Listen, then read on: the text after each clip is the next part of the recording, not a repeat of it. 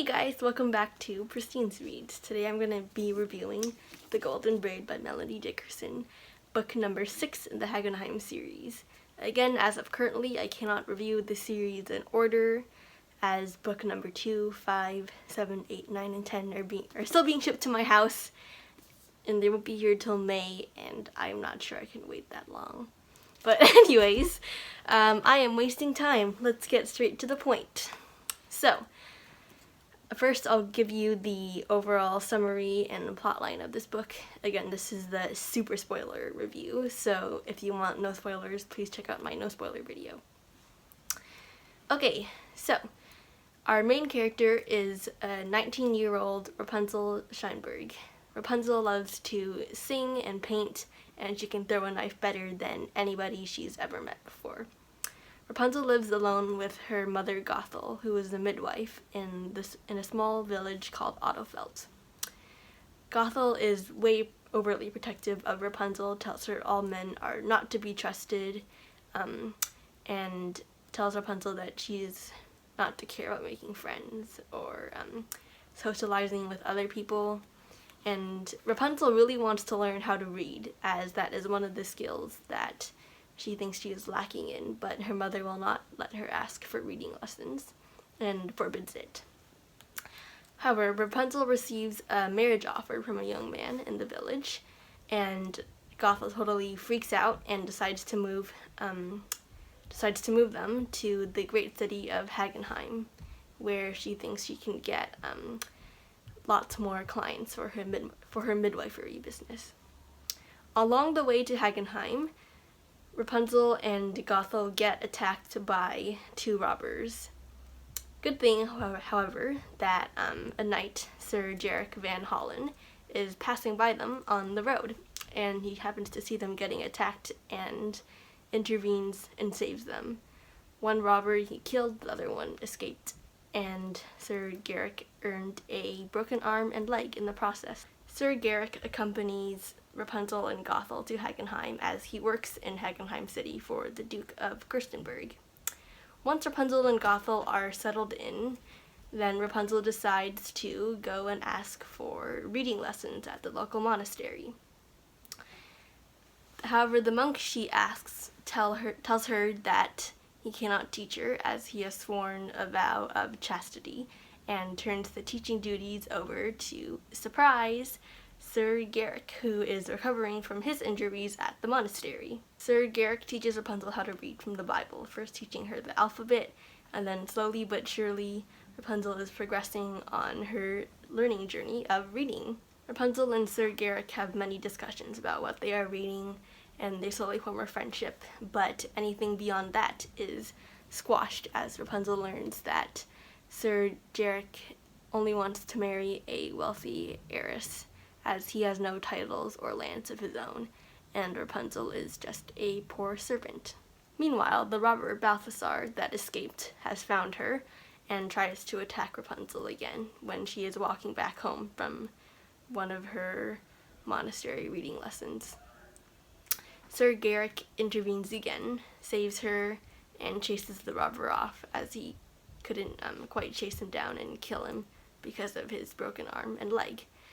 Sir Garrick escorts Rapunzel home, where they find Mother Gothel waiting for them. So, Mother Gothel is furious that Rapunzel has disobeyed her and sneaking away into the monastery to ask for reading lessons. Gothel decides immediately that she's going to move Rapunzel and her to another place far, far away from Hagenheim.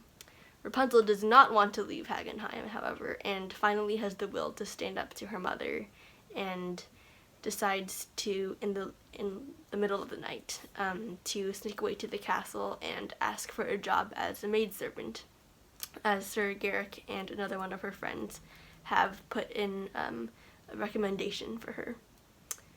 Rapunzel is accepted and transitions into castle life as a maidservant smoothly, with Gothel apparently having found no trace of where she has gone.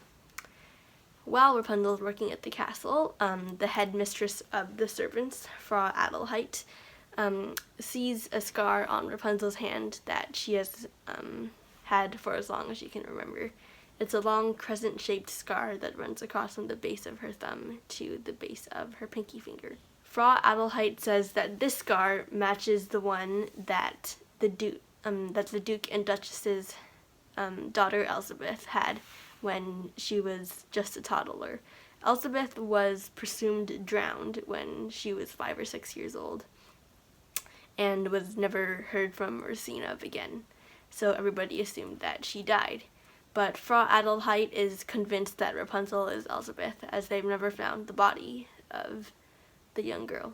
Rapunzel decides to wait to tell the Duke and Duchess, as they have important guests staying at the castle right now, Lord Claybrook and a company of his knights. But while Rapunzel waits, the Duke, his oldest son, and a company of their knights go to investigate a rumor of robbers away from the castle. And Lord Claybrook and his knights seize opportunity of this and decide to take control of the castle. They put the Duchess and her children under lock and key and won't allow anybody to go see them. Meanwhile, Gothel finds Rapunzel, drugs her, and steals her away from the castle. As Lord Claybrook's knights are slowly decimating the Duke's knights, Sir Garrick is the only one left able to help out or save Rapunzel. And for a few moments he's torn over what he's going to do, whether he's going to stay here and protect the castle or go and search for Rapunzel. But he eventually heads up to find the Duke, finds them, and brings them back to save the castle from Lord Claybrook, and then heads out to search for Rapunzel. Gothel has drugged Rapunzel and kept her without any food or water for a long time as they are traveling far away from Hagenheim, and Gothel drugs Rapunzel again each night to make sure she has no idea where they are going. Rapunzel wakes up one morning and she's in a cold stone tower with only one window, a bucket, and a rope that leads down to the ground. Every day Gothel will come and ask Rapunzel to pull her up in the bucket, as Gothel would carry food and water for Rapunzel. Rapunzel, of course, is always too hungry and weak to resist, so she pulls Gothel up and lets her stay with her in the tower. Gothel does this every day, going to the village to either buy food or look for work, and then comes back to the tower. Sir Garrick is, meanwhile, getting frantic and desperate as he can find no trace of Rapunzel whatsoever.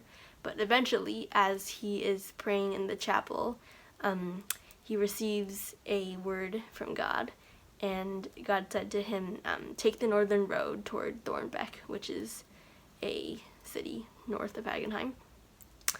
And then God says, and then look for my instructions there. So, Sir Garrick decides that any clue is better than none, so he takes the northern road towards Thornbeck.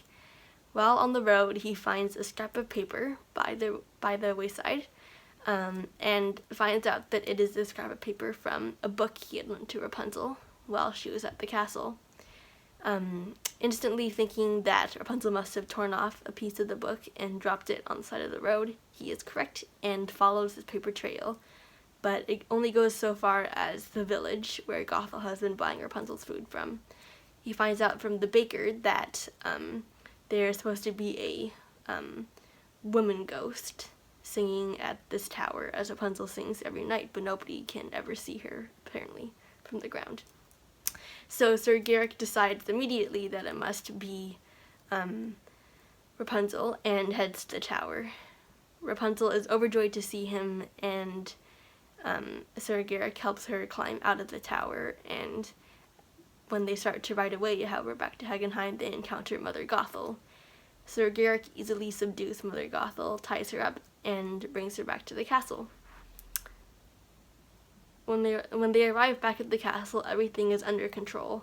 The Lord Claybrook and his knights have been subdued, and the Duke is back in his rightful place as the ruler of Hagenheim. He immediately gives permission for Rapunzel and Sir Garrick to be wed, but Rapunzel first has to tell the the Duke and Duchess that she is their daughter, after all. So the Duke and Duchess are overjoyed to see her, and it's one of the sweetest reunions I've ever read. And the Duke still gives his permission for Rapunzel and Sir Garrick to be wed, and even gives them the castle of Caterhaven, which is where Lord Claybrook's traitorous uncle used to reside, but doesn't anymore. So the book ends with Rapunzel and Garrick being married, and it's a super sweet happily ever after. As for my morals now, first up is Christian beliefs / other worldviews. And I love that Sir Garrick and Rapunzel's friendship was based on their discussions and their readings of the scriptures and basically the Bible.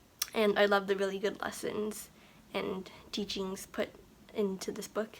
I did not find any other prominent worldviews displayed here, although Rapunzel disobeyed her mother and lied to her, although of course we find out that Gothel is not her real mother. But all her sin was addressed and reprimanded after Gothel found out. As for violence, there's not a whole lot of violence here. Rapunzel is skilled at knife throwing, but she only uses her skill when she's in need of self-defense. Like, for example, she killed the robber Balthazar again when he tried to attack her for the last time. There's a description of one of Lord Claybrook's knights beating one of the Duke's knights, but not much details put into that. As for romance, this series continues to remain clean. Sir Garrick and Rapunzel kissed once, which is like an all-time low I have found in this series. So I would really recommend this for teens or adults who are looking for a good, clean romance, because I like reading romance. It's not my favorite genre to read, but I'll read it. And so I think this is a really good, clean series. As for drugs, Gothel drugged Rapunzel to carry her away from the castle, but they were like herb drugs, so more like knockout potions, I would say, actually. As for alcohol, there's mention of Lord Claybrook, his knights, and the royal family drinking wine at the royal feast, but not too much detail is given into that, only like a passing mention. Sir Garrick also offers Rapunzel a cup of spiced wine after she gets attacked the second time, thinking that it'll help soothe her, but Rapunzel tries it, doesn't like it, and doesn't finish it. Now for my reading recommended age level. I am so proud to rate this book 5 stars. This is my favorite one so far, although that'll probably change as I keep reading in the series. But yeah, I think the age level will now be 12 to 13 plus for this book, because I think the lower romance level makes it a bit more suitable for a slightly younger audience. Although again, parents, please use discretion based on your child's maturity and understanding. I cannot wait till May when the rest of the series is shipped to my house, and I also can't wait for July when the last book in this series, The Peasant's Dream, is coming out. So yeah, again, links to this book in the description below, and yeah, thanks so much for watching, guys. Bye! Rapunzel had no work in front of her, so she grabbed a head of cabbage and started cutting it. What? Don't cut the cabbage. You gotta eat it whole. When Reginald came to Cook, who was stirring a stew pot over the fire, he said, "What is for dessert?" Dessert? Who's ever heard of dessert? What's dessert? Cook raised her head and shoulders proudly and said, "Fried fruit pastries, You didn't answer my question. What's dessert? Sweet custard with cherry sauce, and almond cream and ricotta and puff pastry shells." Sir Reginald raised his brows, but said nothing. He continued walking. Rapunzel kept chopping as he paused behind her. "What is the cabbage for?" Sir Reginald asked. Reginald is a funny name. Cook spoke up. "I am putting it in the pottage for the servants." What's pottage? Pottage is porridge, by the way, Jonah, just in case you wanted to know.